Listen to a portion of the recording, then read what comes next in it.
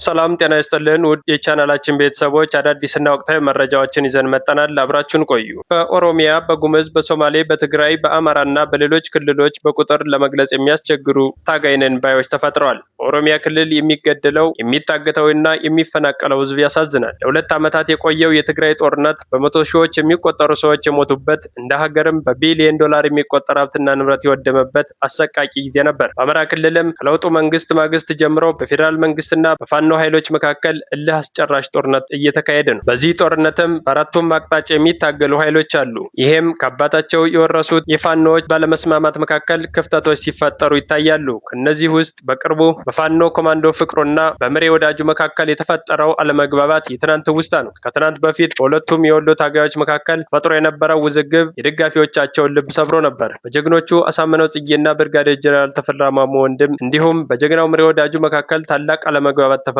ምሬ ወዳጁ ኮማንዶ ፍቅሩን ለመግደል በተደረገ የድንገተኛ ተኩስ ኮማንዶ ፍቅሩ መቁሰሉ ተዘግቧል። ምንም እንኳ የተደረገው የተኩስ ልውውጥ ፍቅሩን ለመግደል ቢሆንም ምንም አይነት ሞት እንዳልነበረ ታማኝ ምንጮች ከቦታው አድርሰውናል። ሁኔታው በዚህ ከቀጠለ የትግሉን ህልውና የሚፈታተን ነው ሲሉ ታጋይ አርበኞች ትችታቸውን ሰንዝረዋል። በቀደምትነቷ የምትታወቀው ሀገራችን ኢትዮጵያ የስልጣኔ ምንጭ፣ የጥበብ መጀመሪያ፣ ተዳድራዊ መዋቅር አርቃቂ፣ የንቁ ህዝቦች መኖሪያ፣ የሰው ልጆች መገኛ ብለው የውጭ ሀገራት ዜጎች ሳይቀሩ መስክረውላታል። ዓለም አቀፍ ደረጃም ተጽዕኖ ፈጣሪነቷ የአደባባይ ሚስጥር ነው። የስልጣኔ ምንጭ አሻራዎቿም ዛሬ ላይ በእድገት ከላቁ ሀገራት ጓዳ አይጠፉም ይባላል። ይህን ደግሞ የዛሬው ስልጣኔ ምንጯ ተቋዳሽ ይመሰክሩላታል። ዛሬ ለኢትዮጵያ ያለችበት ሀገራዊ ሁኔታ ሲታይ ታሪኳን ወደ ኋላ መለስ ብሎ ለመቃኘት ሲታሰብ እንዴት የሚል ጥያቄን ይፈጥራል። በዚህ ደግሞ ምክንያቱ ሊቃውንትና ሌሎች ውጫዊ ዜጎች የሚከተለው ነባራዊ ሀቅ ይናገራሉ። የስልጣኔ ምንጯ ኢትዮጵያ ከዘመነ መሳፍንትና ነገስታት ጀምራ በራሷ ልጆች የእርስ በርስ የግዛትና የስልጣን ሽኩቻ ከትንንሽ እስከ ትልልቅ ጦርነቶችን ታስተናግዳለች። በዚህ ጦርነት ምክንያት የሚወድመው ሀብትና ንብረት፣ የሰው ህይወት ህልፈት እንዲሁም የአእምሮ መላሸቅ ወደ ኋላ ለመቅረቷ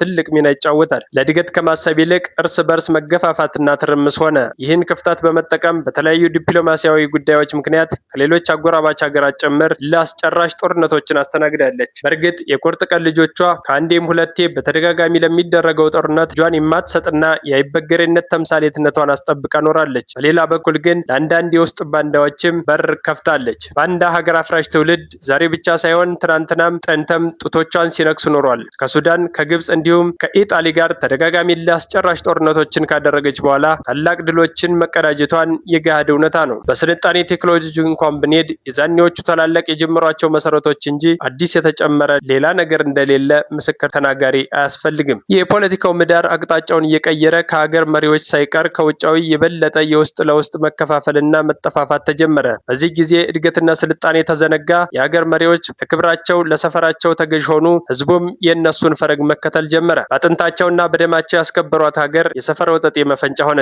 መንበረ ስልጣን ላይ የሚቀመጠው መንግስት ኢትዮጵያ የሚለውን ስም የሚጠራው ለይስሙላ ብቻ ሆነ። ፌዴራላዊ ስርዓት ተብዬው ኮሎኔል መንግስቱ እንደተናገረው ኢትዮጵያን ከ11 በላይ ሰፈሮች ከፋፈላት። ከአንድነት ማሰብ ወደ ብዙ መከፋፈልነት ከወንዝ በመለስ ማሰብ ተጀመረ።